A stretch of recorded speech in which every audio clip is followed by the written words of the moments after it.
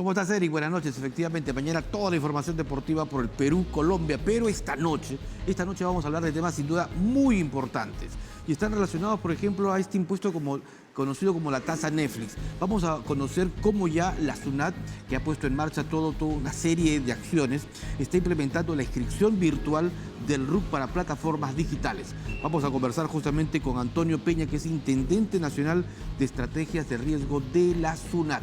Así que eso viene en instantes. Luego cambiaremos de tema para conocer también qué acciones desarrollando el Consejo Nacional de Educación, sobre todo resultados de evaluaciones que ha venido desarrollando en los últimos días con su presidente Luis Lescano.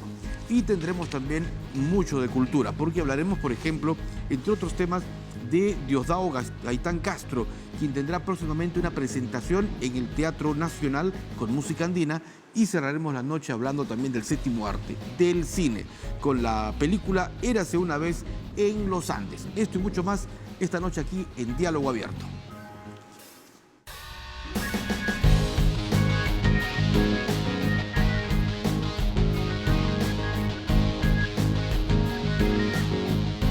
Nosotros consideramos que después de muchos años, es un presupuesto descentralista. En primer lugar, por su forma de elaboración. Ha sido construido recogiendo información de cada uno de los gobiernos locales, municipalidades distritales, provinciales, gobiernos regionales. ¿Qué proyectos o en qué regiones, en qué lugares se están acortando brechas? Saneamiento, agua, educación, salud. Así es como se ha construido este presupuesto. A quienes pretenden dividirnos, les respondemos con más obras.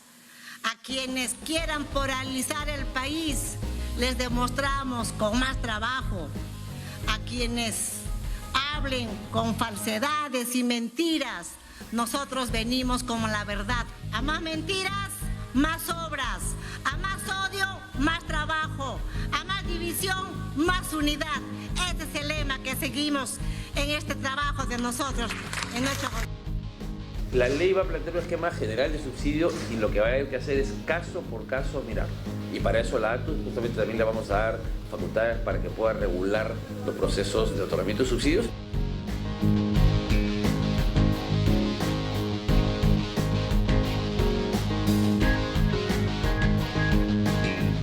Bueno, y luego de los titulares que nos han centrado un poco el panorama informativo, vamos a conocer las tendencias. ¿Cuál ha sido una de las tendencias hoy en las redes sociales? Y tiene que ver con un conocido futbolista, con uno de los más grandes del fútbol, con Cristiano Ronaldo, que alcanzó hoy los 900 goles. Y ahí está justamente el tuit, o bueno, ahora la publicación X. Cristiano Ronaldo volvió a lograr la épica.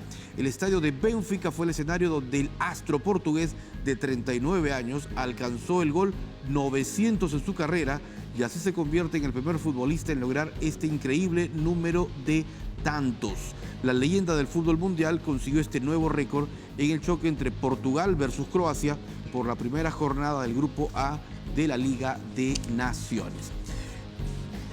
900 goles en su historia, pero no está justamente, por cierto, y ayer eso se resaltaba también en las redes, entre los candidatos al Balón de Oro. Así son las cosas. Bueno, ya tantas veces ha ganado Ronaldo que ya creo que está para abrir posibilidades a nuevos futbolistas. Bueno, y todo esto nos enteramos como por las redes sociales. Y justamente vamos a hablar de cuál va a ser la tasa Netflix, que es como se le ha denominado justamente a este impuesto que se va a cobrar en adelante, o a partir de octubre, mejor dicho, por parte de la SUNAT con la finalidad de recaudar fondos y que también las empresas que brindan los servicios de streaming puedan justamente adecuarse a la base tributaria. Vamos a hablar con don Antonio Peña, que está esta noche con nosotros. Él es Intendente Nacional de Estrategias de Riesgo de SUNAT. ¿Cómo está, señor Peña? Buenas noches. ¿Qué tal? Buenas noches. Gracias por la invitación. Bueno, todos nos enteramos ahora por las redes sociales, por el streaming, ¿no? Sí, creo que ya hay la información, ya es pública, con la aprobación del decreto legislativo 1623, donde se aprueban mecanismos de recaudación del IGB para los no domiciliados a través del servicio digital o para la transferencia o importación de intangibles. Correcto. Empecemos con lo que ya está vigente, porque a fines de agosto se inició ya la vigencia del decreto legislativo 1623, que permite esta inscripción virtual de RUC para plataformas digitales extranjeras que brindan servicios en el Perú. Correcto. El 31 de agosto se publica la resolución de SUNAT 173-2004, mediante el cual se establece el procedimiento de inscripción virtual para las plataformas no digitales desde el exterior. Este procedimiento de inscripción es totalmente virtual. Ya. La empresa puede acceder a través de nuestra plataforma web, inscribirse en un procedimiento muy simple, muy sencillo, de 4 pasos y obtener su RUC. Estamos hablando de cuántas plataformas virtuales que son las que operan, digamos, a nivel Perú. Potencialmente hemos estimado que son alrededor de 400 plataformas, contando con la experiencia de los países de la región que también tienen este tipo de mecanismo de impuesto de recaudación para poder estimar esta potencialidad. Ahora, ¿estas han sido notificadas, alertadas por SUNAT, por ejemplo? Nosotros estamos haciendo un acercamiento a través de entrevistas con las principales plataformas no domiciliadas, así como con los gremios vinculados a ellas. Adicionalmente, también estamos enviando comunicaciones a los correos electrónicos que poseen estas plataformas para brindar la información y la asistencia necesaria. ¿Cómo se están desarrollando estas entrevistas iniciales? Ya venimos reuniendo con la plataforma desde hace alrededor de 2 meses, permanentemente, para transmitir el procedimiento. Nosotros, como SUNAT, somos los encargados de la implementación de la norma, con lo cual estamos proporcionando asistencia, atendiendo sus consultas en ese momento, en las entrevistas que estamos teniendo con ellos, absolviendo sus consultas en ese momento y proporcionando también alguna información adicional. ¿Cuál ha sido la respuesta? La respuesta de las principales plataformas son su intención de inscribirse y cumplir con la obligación tributaria en el país. Si bien es cierto, algunas consideran que deberían tener un mayor espacio, pero siempre tienen una actitud hacia cumplir las obligaciones ¿Un tributarias. mayor espacio de tiempo se refiere? Sí, de repente un poco más de tiempo adicional, pero sus sistemas están en proceso de adaptación para poder cumplir con las medidas. ¿Y cuáles, digamos, las interrogantes que ellos le formulan? ¿Qué es la preocupación que tienen, además del tiempo? Entre sus interrogantes son básicamente qué documentos se le va a requerir en la inscripción al RUC. Uno sabe que se piden escrituras públicas, poderes. En este caso, nosotros estamos proporcionando una plataforma, una interfase, tanto en español como en inglés. Ya se le ha comentado y como dice la norma, ellos lo que tienen que proporcionar es formatos PDF traducidos al español de su escritura y de la delegación de representante legal o el poder. Y son documentos simples que se adjuntan a la plataforma en PDF. ¿Van a tener que designar un apoderado, un representante en Perú? No, según la norma, ellos no tienen que acreditar un domicilio en el país, ni el representante tampoco acreditar un domicilio en el país. Pueden ser representantes desde el exterior. Ahora, la recaudación, o sea, el impuesto va a venir directamente en el cobro, porque en algún momento se habló de que en el banco uno tenía que hacer el impuesto adicional, para cargar el impuesto adicional. O sea, en misma tarifa mensual, digamos, hablemos de Netflix, por ejemplo, para que la gente lo entienda mejor. Tomando como ejemplo solamente, aunque es, digamos, el streaming más consumido en el Perú. O sea, en mi pago mensual viene ya incluido el IGB. Sí, el mecanismo de recaudación lo que va a hacer es captar ese impuesto que ya viene incluido en el pago o que podría ser discriminado En también el por la debitado, plataforma. mejor dicho, para que la gente lo entienda. Exacto, es cuando se paga. Cuando en el momento que se hace el pago o el cargo en la tarjeta de crédito directamente con la plataforma, en ese momento se va a percibir, por ejemplo, el impuesto en un servicio digital directo. Ajá. Y esto empieza en octubre. Sí, de acuerdo a lo establecido en la norma, las plataformas no domiciliadas tienen que empezar a percibir o a retener a partir del 1 de octubre. Correcto. Ahora, ¿va a haber una campaña de información también para los consumidores? Sí, estamos en ese despliegue, estamos con las áreas de orientación, brindando información necesaria. Tenemos canales especializados también para poder brindar esta información, adicionalmente a lo que estamos proporcionando, la información a través de redes, así como también en nuestra página. Ahora son 473 plataformas aproximadamente. Sí, ¿Hay alrededor. algunas domiciliadas en el Perú? A ver, ahí explico algo. Ya. Aquellas que están domiciliadas en el país ya vienen pagando el IGB y el impuesto a la renta, porque son empresas nacionales. Sin embargo, una empresa domiciliada en el extranjero no paga IGB o no recauda el IGB. Lo que estamos haciendo, lo que está haciendo la norma con este impuesto es equiparar las condiciones de una plataforma domiciliada con una plataforma no domiciliada. Tenemos empresas de conectividad de servicios de taxi, empresas de delivery domiciliadas que están pagando ya el IGB desde que se constituyeron en el país.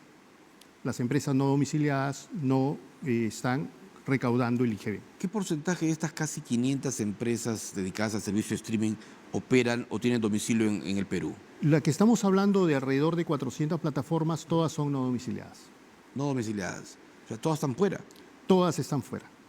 O sea, no tenemos ninguna empresa de streaming peruana. Sí tenemos empresas de streaming local. Pero claro, ya están tributando. Y ya no les aplicaría este Perfecto. mecanismo de recaudación que es solo para no domiciliados. O sea, esto significa que el costo de la tarifa que actualmente pagamos nos va a tener un reajuste del 18%.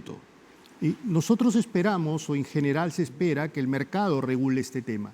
Ajá. ¿Por qué? Tenemos plataformas de streaming, servicios de taxi nacionales que ya vienen con un precio compitiendo con ellas. Entonces, estas empresas tendrán que medir su nivel de competencia o de penetración en mercado u otras reglas de mercado o de competencia para poder definir sus precios. No podríamos anticiparnos a que estas tarifas puedan subir al nivel del impuesto o no subir. Dependerá mucho de las condiciones de mercado de cada empresa. Y en la recaudación, ¿cuánto se espera captar? De acuerdo a lo indicado en la exposición de motivos del decreto 1623, se estima que entre 600 y 700 millones al año. Y, bueno, probablemente el mercado crezca y eso significa, porque, bueno, ya el cable, otros sistemas están mutando, se está yendo la gente mucho al streaming. Eso significa que probablemente esto pudiera ampliarse. Hay una potencialidad, de acuerdo a los estudios realizados, del uso de los servicios digitales y la transferencia de intangibles. Es un mercado en crecimiento.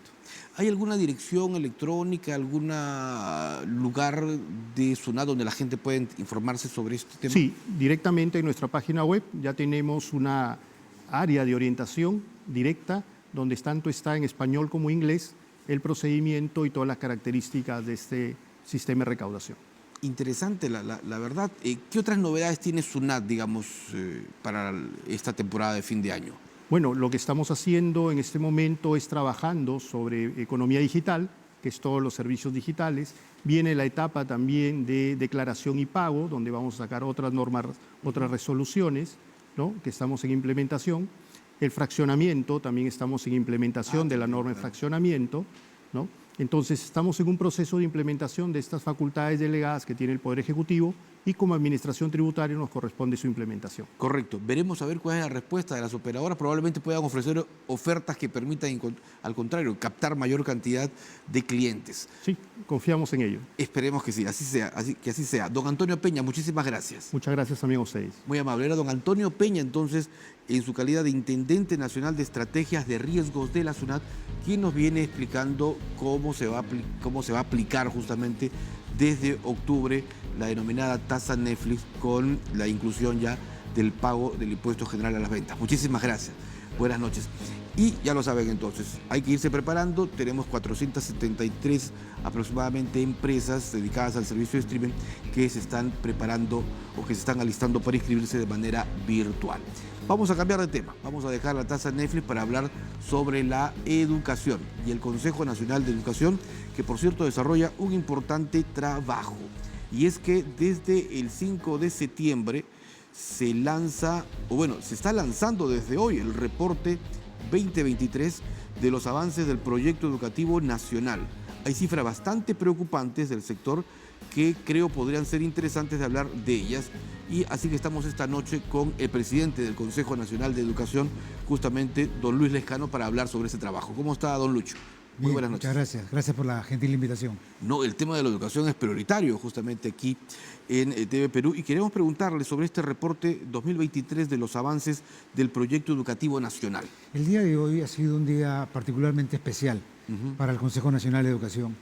Es importante iniciar la presentación señalando que el instrumento más importante considerado como la política nacional educativa es el proyecto educativo nacional que formula, elabora el Consejo Nacional de Educación, con 4 propósitos y 10 acciones estratégicas muy aterrizadas. Correcto. Sobre la base de estos elementos se está construyendo, y hoy hemos presentado, un sistema de evaluación y de seguimiento del proyecto educativo nacional, para que podamos identificar, como lo hemos hecho, los aspectos críticos que existen en la educación en nuestro país y al mismo tiempo para que estos aspectos críticos así identificados puedan servir para la toma de decisiones de aquellos que toman las políticas y que las implementan. ¿Cuáles son esas características principales de lo que significa el proyecto educativo nacional? Sobre la visión de la ciudadanía, el proyecto educativo nacional tiene 4 propósitos importantes. Debo decir que estos propósitos se han diseñado a lo largo de 3 años con la participación de cerca de 3.000 personas en todo el país. Por tanto, no solamente es un documento de alcance nacional y además de cumplimiento obligatorio, es absolutamente legítimo este documento. Esos propósitos descansan en los conceptos de ciudadanía, de equidad e inclusión, de bienestar socioemocional y de prosperidad, sostenibilidad, innovación e investigación. El reporte tiene resultados ya que se podrían conocer. Sí, precisamente esos resultados los hemos presentado ahora en el local de la derrama magisterial que gentilmente nos concedió su local. Hemos estado en una audiencia donde han participado sectores públicos y privados de los gobiernos regionales, de las direcciones regionales de educación, en fin, organizaciones vinculadas con la educación y la calidad educativa. Y allí le hemos presentado este reporte, que es el instrumento, un producto de este sistema de evaluación y seguimiento del proyecto educativo nacional, donde hemos identificado estos aspectos críticos. La ansiedad es un tema que tiene un componente importante dentro de la característica de los estudiantes. Que está dentro del componente de bienestar socioemocional y que además se ha potenciado a raíz de la pandemia. El 30% aproximadamente, según el reporte. Sí, son cifras que ya usted conoce y que deben de abordarse. Deben de abordarse no solamente en función y con mirada en beneficio del estudiante, sino también de los propios docentes, porque es un factor que incide en la formación de los estudiantes. ¿Cuál es el impacto principal que podría caracterizar a un estudiante con ansiedad? Bueno, fundamentalmente... ¿O a qué los lleva? Sí, bueno, los lleva a ocuparse de temas que no son propiamente vinculados con el tema educativo, temas que lo alejan de la concentración, temas que además influyen en la convivencia escolar que hay en un colegio y entre la propia comunidad educativa, con la relación con los docentes inclusive. Pero lo más llamativo, señor Lescano, es que el 67.2% de escolares registra casos de violencia. Bueno, hay una violencia que se ha detectado entre los propios escolares y también entre la propia comunidad educativa. Esa violencia tiene que abordarse.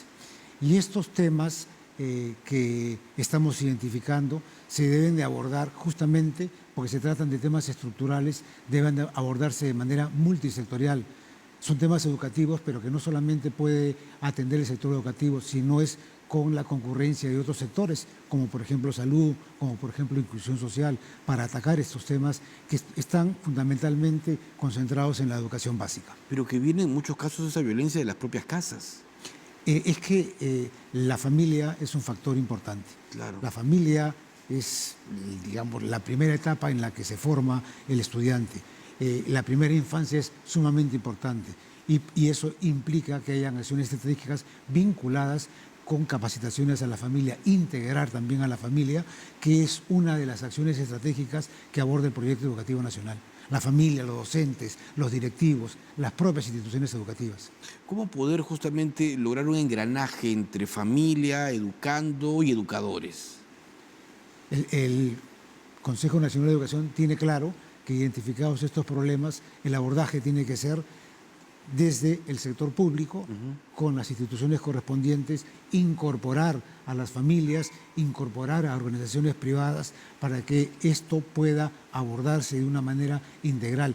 No hay forma de atender todos estos temas si es que el sector educativo que lidera y que es el ente rector no convoca articuladamente a otros actores, a otras instancias para abordarlos de manera conjunta, simultánea. Estos problemas son problemas diversos, son problemas que están en la educación básica, en la educación superior tecnológica y en la universitaria.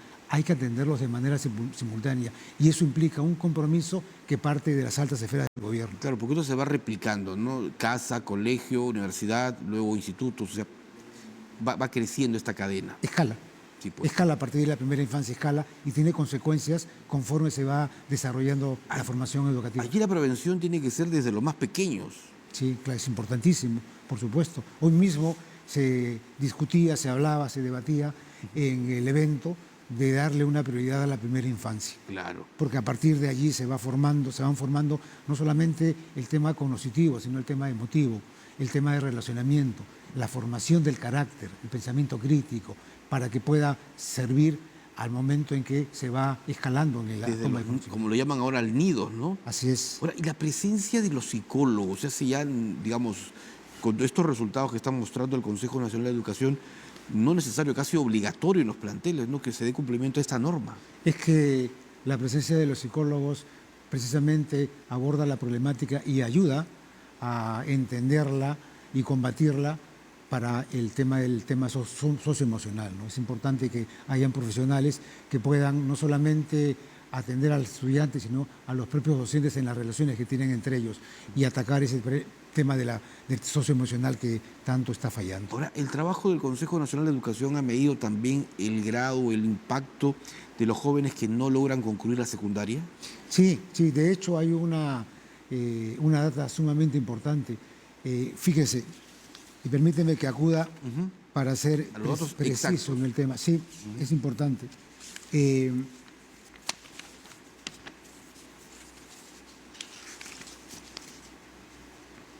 En el caso de la educación secundaria, correcto, además digamos, de locales escolares que deben ser atendidos, también se indica que la tercera parte de los estudiantes de secundaria del sector público experimentaron ansiedad.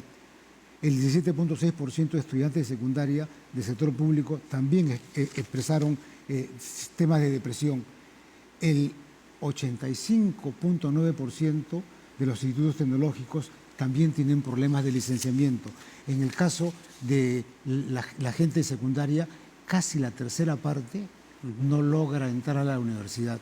Y este es un dato que empata con la tasa de matrícula que tenemos en la educación superior, que no llega al 35%, muy por debajo, por ejemplo, de Chile o de Colombia. Efectivamente, el diario El Comercio, me parece, el lunes mostraba el grado de porcentaje de matrículas en las universidades. Y hay universidades en el interior del país, universidades públicas, en donde la matrícula no llega ni al 10%. Y ese es un tema que se está agravando notoriamente con esas iniciativas del Congreso de la República de crear más universidades privadas, sin autorización o sin, digamos, la aprobación del Ministerio de Educación, de Economía y Finanzas, cuando lo que se debe hacer es potenciar las universidades emblemáticas públicas que ya tenemos, como la San Marcos, la UNI, la Agraria de La Molina, que perfectamente pueden tener filiales y locales en provincias con las carreras que puedan atenderse de acuerdo a los requerimientos de las zonas y de las regiones. ¿Por qué es mejor filiales antes que universidades nuevas? Porque al tener filiales ya tienes una estructura, un régimen académico organizado, tienes docentes que ahora con la virtualidad pueden compartir sus conocimientos simultáneamente en Lima o en provincias. En cambio, una universidad pública implica muchísimos años para la creación, para el licenciamiento y además para poder tener profesores adecuados y capaces para acudir a zonas lejanas donde no quieren ir los profesores. ¿Qué se va a hacer, señor Lescano, con la data que tiene el Consejo Nacional de Educación respecto a este reporte nacional de seguimiento del proyecto nacional educativo? Por lo pronto, hoy día la hemos visibilizado. Ya. La estamos poniendo en conocimiento para que se conozca y se identifiquen esas brechas y esos temas que debemos atender. Al mismo tiempo, nosotros también estamos ya iniciando una evaluación quinquenal para profundizar esta data que ya se identificó, pero fundamentalmente sirve para que los hacedores, los tomadores de las decisiones puedan saber en dónde están esas brechas y tomar acciones estratégicas que también el Consejo Nacional de Educación señala o recomienda, tratándose de primera infancia, educación superior tecnológica o educación superior universitaria. En la educación superior tecnológica, por ejemplo, que es la que reclama el sector productivo, tenemos una brecha grande, necesitamos más técnicos calificados, más gente que pueda atenderse y además con empleos que rápidamente pueden conseguirse a una mayor rentabilidad. Ahora, el Ministerio de Educación, ¿por dónde tendría que empezar para ir, digamos, cerrando estas brechas?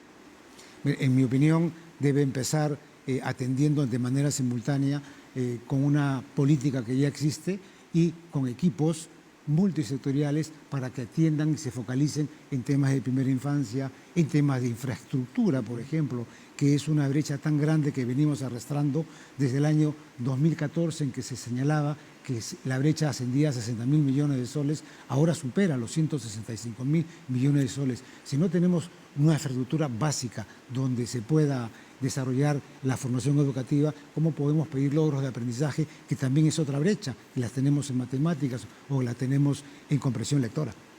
Ese es un tema importante porque los resultados de lo que se denominaba la prueba PISA no han sido muy buenos en esta última evaluación que se ha hecho censal. Para nada, para nada. Se han hecho las respectivas mediciones y lamentablemente esa es una de las mayores brechas que tenemos y que se han identificado precisamente en los logros de aprendizaje. Claro, algunos expertos señalan que es como consecuencia o resultado de la pandemia, ¿no? El hecho de que los chicos no estuvieron en el colegio, recibieron educación virtual, pero tenemos que volver a recuperar cifras anteriores. Yo diría que la pandemia lo visibilizó más, lo agravó, pero eso se viene arrastrando, ¿no? Esto es un tema sistémico y es un tema de largo tiempo, ¿no? Nosotros todavía no conseguimos tener una continuidad ni con las políticas ni con las acciones en los temas que se han identificado como brechas, ni tampoco en las autoridades. Fíjense, este siglo, que ya lleva 24 años, tenemos 25 ministros de Educación. En el Consejo Nacional de Educación ya venimos trabajando con 4 ministros de Educación. Estamos hablando de las máximas autoridades, de las autoridades que tienen el rol rector del sector educativo. Entonces, eso también es un componente que influye. Por eso nosotros en el Consejo Nacional de Educación lo que hemos hecho con esta gestión es recoger, proteger, cuidar, visibilizar y expandir en todas las regiones la bondad de este proyecto educativo nacional, que ha sido elaborado en la manera que le expliqué, de manera legítima, concurrida, y eso implica continuidad en las acciones. Eso mismo tiene que hacerse en otras esferas, no solamente en el sector educativo, en las esferas del sector público en términos generales, para no estar comenzando y recomenzando con acciones y avanzando muy poco. Hay que darle continuidad. El proyecto educativo nacional, por eso es al año 2036, pensando en ese año en una ciudadanía plena que se pueda alcanzar sobre la base de estos propósitos y de estas acciones estratégicas. ¿Cuál es la data con la que han trabajado ustedes? ¿En qué regiones han hecho todo ese sondeo, ese trabajo? La data, en primer lugar, es data oficial, data que recogemos del Ministerio de Educación, data que ha sido validada, data que tiene además componentes de confiabilidad, pero no solamente ha sido un trabajo de laboratorio, un trabajo fundamentalmente realizado por el equipo del Consejo Nacional de Educación, que lo tenemos muy bien calificado, sino además data que se ha corroborado a lo largo de todo el año 2023 en que hemos tenido presencia física en todas las regiones del país. Además, para poder enlazar y alinear los proyectos educativos regionales y locales de todas las regiones con el proyecto educativo nacional, para que haya una mirada uniforme respecto de la problemática y de cómo se deben abordar los principales problemas educativos. Señor Lescano, la carrera pública magisterial, que se puso en marcha, me parece, durante la administración de Mercedes Cabanillas como ministra de Educación, en el segundo gobierno de Alan García, ¿cuánto ha logrado mejorar la calidad educativa? Fíjese, es un instrumento que regula el ingreso, el acceso, la promoción, la permanencia de los docentes, pero tiene un componente muy importante y además es un componente esencial en todo sistema educativo, en el peruano y en cualquier otro sistema educativo existente a nivel global, que es la evaluación. La evaluación permite medir la formación del estudiante, no puede omitirse la evaluación en la formación estudiantil. Igual ocurre con los docentes, justamente para que el ingreso sea con profesores calificados. Tiene que haber una evaluación, igual con las instituciones educativas, una evaluación que está en el componente de la acreditación, justamente con autoevaluación y evaluación de las instituciones educativas. Ese componente de evaluación lo tiene la ley de la carrera pública magisterial. Es una norma vigente, tiene que respetarse. Por tanto, es inadmisible que entren a la carrera pública magisterial docentes que no pasan por ese sistema de evaluación. Claro, usted se refiere en lo último a lo aprobado por el Congreso. A lo último que aprobó el Congreso referido a estas, digamos, contrataciones que todavía que fueron observadas por el Ejecutivo y que esperamos que el Congreso de la República entienda que le haría daño a la carrera pública magisterial, pero sobre todo a la calidad estudiantil. Perfecto. Seguiremos conversando en otra oportunidad porque el tema educativo tiene muchas aristas y muchos componentes. Muchísimas gracias a don Luis Lescano, presidente del Consejo Nacional de Educación, por haber venido esta noche. Muchas gracias también. Muy amable. Momento de hacer una pausa y al retorno vamos a hablar de cine, porque va a estar con nosotros Maribel Baldeón, actriz peruana, para contarnos junto con Juan Cano, actor chileno, sobre el estreno de la película Érase una vez en los Andes. Esto y más al retorno.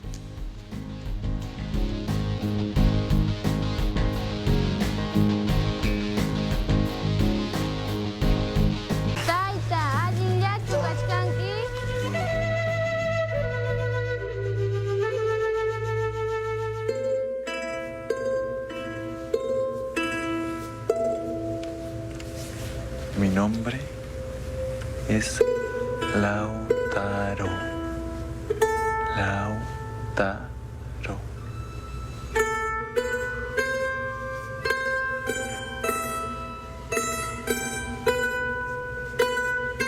New Haikani Margarita.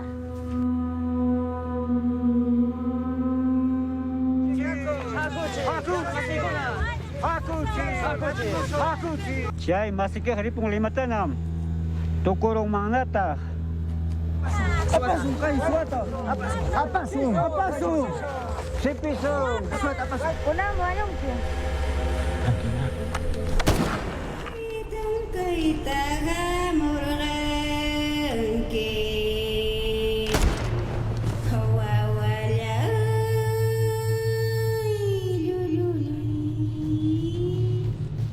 Bien, era el tráiler de la película que hoy se ha estrenado y que justamente reúne a actores peruanos y chilenos y que tiene que ver justamente con un romance que se da entre Margarita, peruana, y Lautaro, chileno. Estamos hablando del estreno en todos los cines de la película Érase una vez en los Andes. Y para tener mayores detalles, para conocer un poco más, hemos invitado justamente a los principales actores, a la pareja en la película. Se trata de Maribel Baldeón, actriz peruana. ¿Cómo está Maribel? Hola, muy buenas noches, todo bien. Que en la película representa a Margarita. Sí, Margarita. Perfecto. Y con Juan Cano, actor chileno, que representa a Lautaro. ¿Cómo está Juan? Sí, bien, bien, muchas gracias por la invitación. Bueno, empezamos entonces con Maribel Baldeón para que nos cuente de esta experiencia y un poco la trama de esta película como para ir captando a nuestros televidentes y puedan ir a las salas de estreno. Bueno, es mi primera película. Lo grabé a mis 15 años. Al director de la película lo conocí cuando era pequeña. Él me invitó a los castings que iba a realizar para la selección caracterizada para la película. Me escogió, gracias a él, por la oportunidad que me dio. Y sí, la experiencia fue muy buena. O sea, fue algo que tal vez nunca pensé hacerlo. Y el personaje que representa es a Margarita, que ayuda a un chileno. O sea, cuando estoy en las alturas en la película, no sé tanto de chilenos, o sea, de guerra sí, pero de chilenos. ¿En qué zona se graba o qué zona se representa en la película del Perú? ¿Paija? ¿En qué es? En Paija. En Paija, en Sargua. En Correcto. Sargua. Es mi pueblo natal. Que está en la región... Ayacucho, en Víctor Ayacucho. Fajardo. Correcto. Grabamos a 4.500 metros de altura del caramba. nivel del mar. ¿Ya? Y la experiencia ha sido muy enriquecedora. Sí. ¿Están ustedes, la película nos lleva a la época de la Guerra del Pacífico? La Guerra del Pacífico, sí, terminando, llegando a 1900. Sí. ¿Ya? Y este soldado queda varado en las montañas y lo ayuda una pastora. Lautaro pertenecía a la fuerza, al ejército chileno. Exacto. ¿Ya? Sí. Y ella lo ayuda a escondidas de los padres. Bien. Y los padres se dan cuenta y le advierten que podrían matarlos a todos si es que saben que tiene escondido a este ¿Lautaro chileno. estaba herido, estaba enfermo? Herido, lo hieren, sí. Producto justamente del No enfrentamiento. Sí, no recuerdo, es que ahí ven el tráiler, hay una guerrillera, que no recuerdo su nombre, pero son ellas las que lo hieren. Y forma Rabonas. parte Las justamente... Rabonas. Las Rabonas. Exacto, famosas Claro. de hecho. Correcto. Y de ahí nace justamente esta historia. Es una historia de amor, digamos. Sí, Ah, porque entre dos personas que no hablan el mismo idioma, porque la película está casi completamente hablada en quechua. Y eso es muy interesante de verla. caramba. sí. Yo hablo un poquito, o sea, Ya. un poquito de español, pero enteramente en quechua la película. Y eso es muy atractivo. Y tú dominas el quechua, Bueno, Margarita. no tan domino. Siempre españolizamos algunas quechuas. Pero sí, mayor parte de mi pueblo hablamos quechua. O sea, ahí la vida cotidiana es hablar quechua. Sí. Nos comunicamos en quechua, no es castellano. Quechua chanca. Ahora, eres una vez en los Andes. Entonces, esta trama de amor, ¿cómo continúa? O sea, ¿cómo, y además, forma unir justamente momentos difíciles que hemos vivido, a ver, en el siglo pasado, peruanos y chilenos, ¿verdad? Claro, Sí. sí. Eso es bastante arriesgado el punto de vista del director y también habla mucho de la historia de él y de su identidad. Él tiene mucha relación con el pueblo. Y la película está basada en un libro, La Guerra de la Cruz del Sur, de Alberto Chavarría Muñoz. Sí, fue una influencia, sí. Ya. ¿Cómo llegaron justamente ustedes dos a formar parte del elenco? Cuéntanos un poco cómo fue el casting, cómo fue el proceso que se siguió. Para mí fue, o sea, cuando me dijo que iba a hacer una película, que estaba pensando realizar una película, dije, bueno, al momento de que me invitó, yo dije, no sé, ¿cómo me vaya a hacer? O sea, no. ¿Nunca habéis tenido una experiencia? No, nunca. O sea, cuando era pequeña sí me gustaba actuar. Participaba así en actuaciones, cuando era en inicial, en primaria, o sea, me gustaba. Y canta. Y también cantaba. Y cuando me invitó dije a mi mamá, mami, me está invitando un amigo que conocí desde pequeño, porque también es un amigo de mi tía Elizabeth, que era en esas fechas directora del colegio. Tú estás hablando de Rómulo Zulca, ¿verdad? Sí, Que de es el Rómulo director, Zulca, correcto. el director.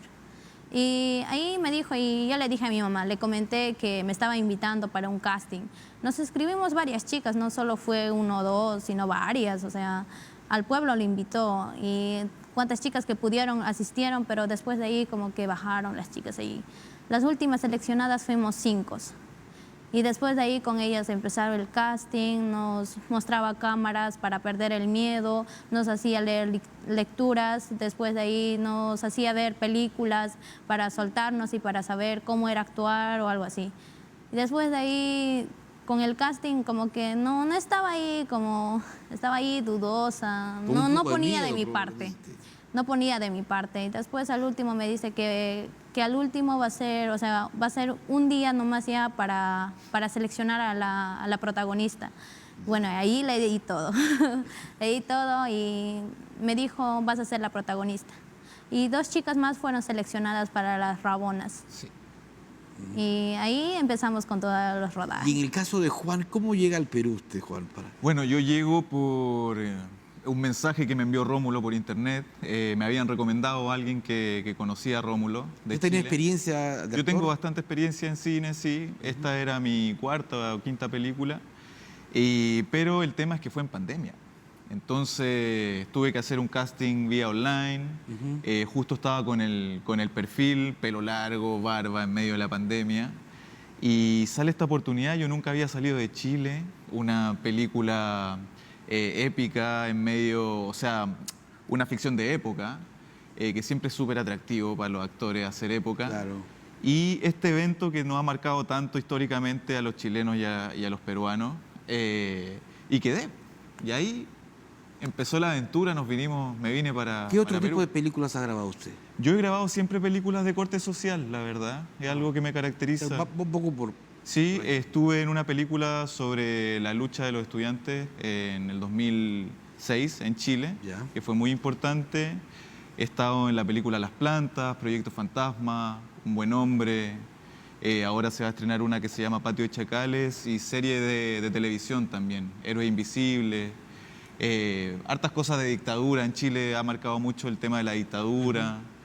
En general, personajes que sufren bastante. Y ahora, y venir al Perú, estar hacia más de 3.000 metros de altura, Sí. de alguna manera, Fue un ¿lo desafío, afectó? un desafío para todo el equipo, en realidad. Fue un rodaje intenso, por eso mismo, por el clima, por la altura, la comida, qué sé yo. Pero, El idioma. El idioma, exacto. Pero al mismo tiempo paisajes hermosos, una cultura muy rica artísticamente, allá es precioso. Y todo, en el cine, la gente que se dedica al oficio del cine siempre lo da todo por la historia. Y eso es hermoso. Y aquí se repitió. Correcto. Maribel, ¿cuánto duró el rodaje? El rodaje nos duró en las alturas 3 semanas y 1 semana en mi pueblo, Sarwa. ¿Ya? Sí, Igual estuvimos como 1 mes y medio, ¿no? sí, Y- casi 1 mes. ¿Y luego cambian de escenario? O sea, ¿continúan siempre allí o se vienen a otros pueblos? Después al pueblo, en Sarwa. Solo fuimos a las alturas, Una de vez. las alturas y del pueblo, Sí. al pueblo. Todo ocurre Bueno, arriba. no, aunque no hay tanto de esto. O sea, todo 1 mes y medio duró el tiempo de la grabación de la Sí. película. Exacto, sí. La película tiene mucho de relación entre ella y yo, sin palabras. O sea, ella habla en quechua y yo en español. Y es muy lindo eso de solo comunicarse con miradas, con Con gestos. Es decir, nace como una suerte de amor a primera vista. Sí, algo así. Sí. Bueno, en la película tengo un pretendiente aparte, pero no le hago caso porque encuentro a él, lo ayudo, pero después de ahí como que empieza a crecer y algo especial para, o sea, en mí y ya. Sin spoiler, vamos. Interesante. ¿Dónde se está difundiendo esta película? ¿Dónde se está proyectando? Tenemos salas? Cineplanet, Cinemark, Cinestar, creo. Sin Sí. estar. Tenemos Aquí- en Ayacucho, en También en Huancayo. simultáneo. Sí. Sí, hay más de 24 salas. Están todas en las redes sociales. Si se meten a @érase una vez en los Andes, pueden ver toda la programación. Y lo ideal es que vayan en el primer fin de semana porque si no, la película no la dan más. Claro, el compromiso es que el público asista para Sí. que, digamos, la asistencia sea El primer fin significativa de semana. y que se pueda replicar en la siguiente semana. Exacto, sí. Correcto. Yo solo quiero terminar la entrevista preguntándole sus experiencias, cómo se han sentido, o sea, cuál ha sido, en el caso tuyo, Maribel, esta experiencia, si esto te está conllevando a otra grabación. Bueno, para mí fue una experiencia muy bonita y también como fue mi primera vez no sabía tanto de esto, o sea, es como decir que fue algo nuevo para mí, pero adaptarme a ellos, a la producción, a las grabaciones, a la cámara, fue algo fácil para mí, o sea, me adapté mucho, me adapté tan rápido. Aunque no sabía nada, pero cuando me indicaban, cuando me decían haz esto, haz aquello, o sea, yo les ayudaba, o sea, también ponía de mi parte, aunque no sabía nada. Perfecto, la veremos Sí, este fin de semana, sí. entonces habrá que ir al cine. Y espero que les guste, Estoy seguro. También está en quechua, que es nuestra lengua Claro. materna también. Perfecto, muchísimas gracias a ambos. Gracias. Muchas gracias. Gracias a Maribel Valdeón, actriz peruana, y a Juan Cano, actor chileno. Ambos son los actores principales en Érase una vez en los Andes. Vamos a una pausa y retornamos. Correcto.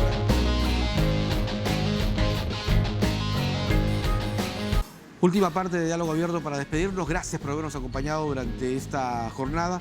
Volvemos la próxima semana. Muy buenas noches.